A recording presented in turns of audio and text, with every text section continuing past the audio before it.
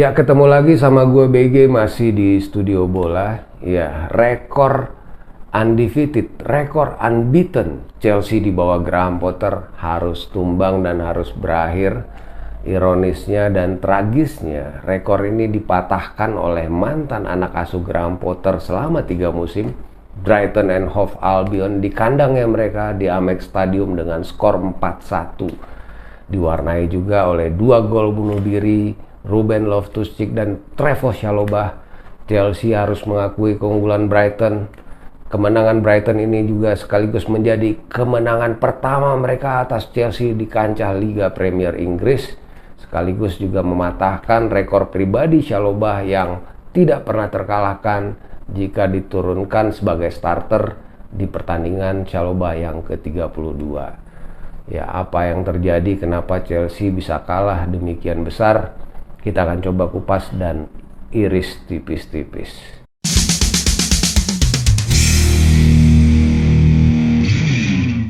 Ya, Graham Potter sepertinya ingin mengulang sukses kemenangan Chelsea melawan Red Bull Salzburg dengan lagi-lagi memainkan Raheem Sterling dan Christian Pulisic sebagai left wing back dan right wing back.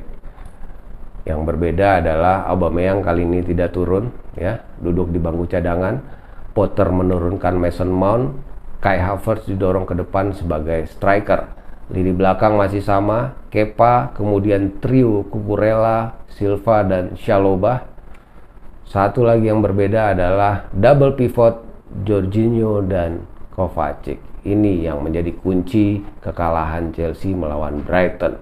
Ya, Jorginho yang lagi form of his life, ya, kemarin man of the match ketika Chelsea mengalahkan Red Bull Salzburg, kali ini tidak diturunkan.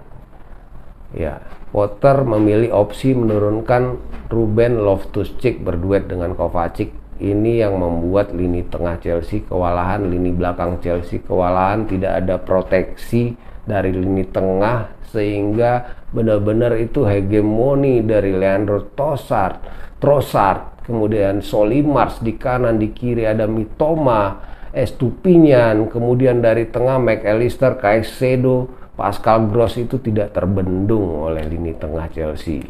Ya, mungkin Potter harus cek ya rekor ya. 6 kekalahan terakhir Chelsea di Liga Inggris, 1 di bawah Potter, 5 di bawah Tuchel.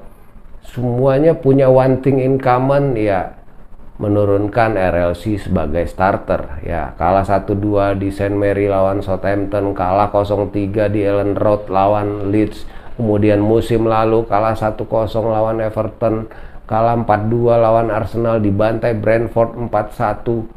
Semuanya punya kesamaan ya di era Tuchel. Ya, Tuchel saat itu juga menurunkan RLC di starting line up. Nah, ini juga harus menjadi catatan buat Graham Potter. Yang gue sayangkan ketika kita kewalahan lawan Aston Villa, lini tengah kita berantakan sehingga Potter harus melakukan pergantian cepat di babak kedua.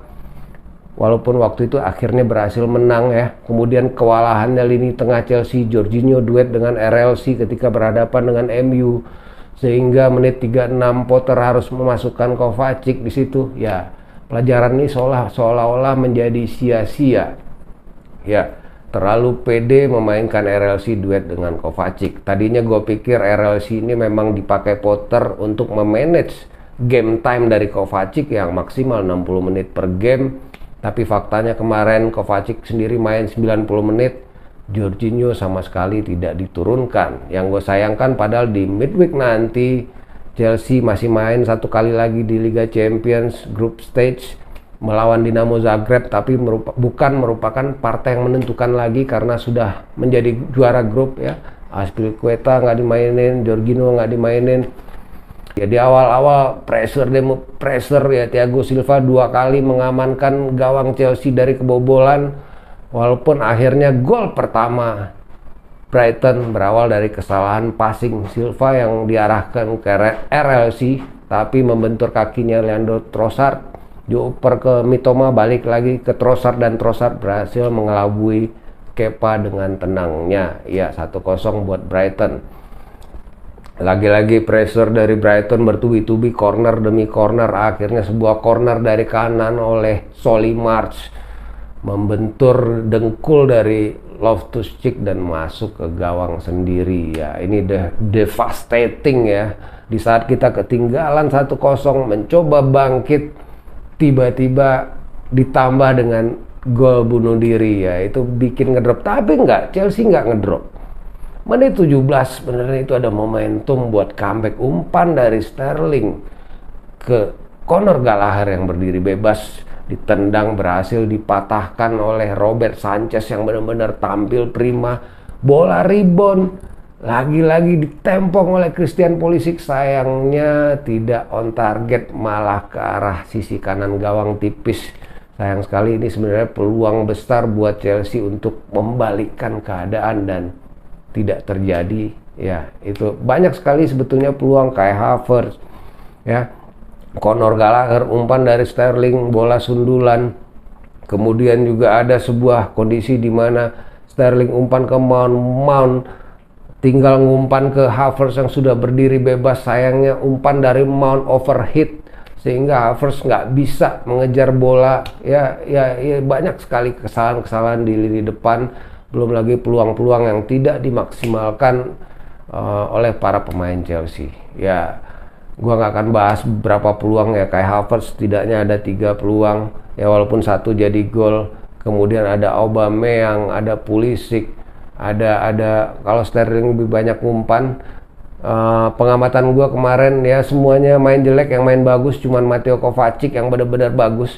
Ya, Gallagher sendiri bagus menurut gua, walaupun kesalahan dia cuman dia punya 2 peluang bersih, gagal menjadi gol karena kehebatan Robert Sanchez. Sisanya kayak Havertz berhasil cetak 1 gol, tapi ada beberapa peluang lain gagal dimanfaatkan. Mason Mount sendiri tidak begitu optimal. Kemudian Raheem Sterling banyak kehilangan bola, begitu juga Pulisic. Kelebihan Sterling adalah walaupun banyak kehilangan bola di final third, tapi dia masih mampu memberikan beberapa umpan-umpan yang sebenarnya bisa menjadi gol jika dimanfaatkan oleh pemain-pemain yang lain. Ya, mungkin itu aja sedikit ya dari gue juga nggak ngerti kenapa sampai detik ini, menit ini, Denis Zakaria juga belum main. Kemudian kemarin juga pergantian yang dilakukan oleh Thomas Tuchel ya, masuknya Ziyech, Broha, Aubameyang ya, cuman memberikan impact yang sedikit. Yang gue sayangkan juga Chelsea di menit-menit akhir gagal memberikan pressure kepada pemain-pemain Brighton. Di catatan gue ada sekitar menit 80 Chelsea dapat free kick di sektor pertahanan dari Brighton. Alih-alih semuanya maju ke depan gitu ya, jadi set piece bola mati, malah bola diumpan pendek, akhirnya dikejar oleh pemain Brighton, di pressing, akhirnya bola mundur lagi ke belakang. Ya, gagal memberikan hasil. Ya, Chelsea harus belajar lagi main pragmatis ya, main pragmatis di saat ketinggalan. Entah lemparan ke dalam, dibikin kayak corner, entah kalau perlu tendangan bebas di daerah sendiri pun semua pemain maju. Gue pengen Chelsea yang kayak gitu, Chelsea yang nggak soft ya, pemain depan kita terlalu soft, duel gampang kalah, pemain belakang juga kemarin soft banget, seolah-olah kemarin itu Lewis Dunk, Adam Webster itu ketemu Havertz, Sterling, Mount dan lain-lain itu semuanya mental, mereka kokoh kayak karang, sementara pemain depan kita tuh lembek semua kemarin. Ya, itu yang gue sayangkan, tapi lagi-lagi ini bukan kesalahan pemain, bukan Raheem Sterling yang minta dimainkan di left wing back, bukan Pulisic yang minta dimainkan di right wing back, mungkin juga bukan Loftus-Cheek yang minta diturunkan sebagai pivot.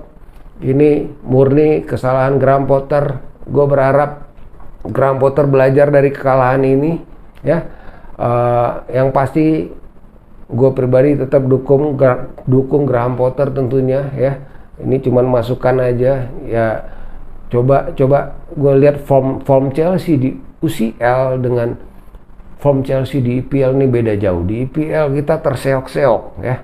Menang lawan Villa, menang lawan Crystal Palace, itu semuanya susah payah, bisa dibilang ugly. Satu-satunya yang convincing cuman lawan Wolves yang menang 3-0, lawan Brentford kita ditahan 0-0, lawan MU masih draw di kandang sendiri. Ini sementara di Champions League main bagus gitu. Ini belum bisa nih ditransfer permainan bagus di UCL ke IPL kita masih terseok-seok dan jauh dari harapan. Ya, mudah-mudahan Graham Potter segera ketemu solusinya ya, walaupun memang pemain-pemain rekrutan bursa summer kali ini bukan pemain-pemain pilihan Graham Potter, tapi setidaknya coba manfaatin yang ada ya secara maksimal.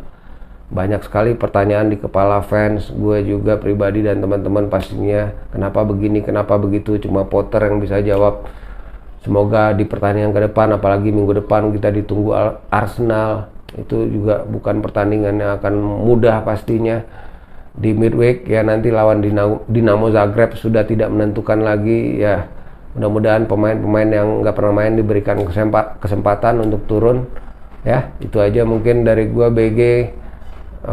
Gue pamit, nggak mau panjang-panjang karena teman-teman juga pasti nggak mau dengar yang panjang-panjang karena kalah juga ya. Kita ketemu lagi di edisi selanjutnya. Terima kasih sudah selalu dukung Studio Bola, subscribe, like, dan komen ya. Gue BG pamit, ciao.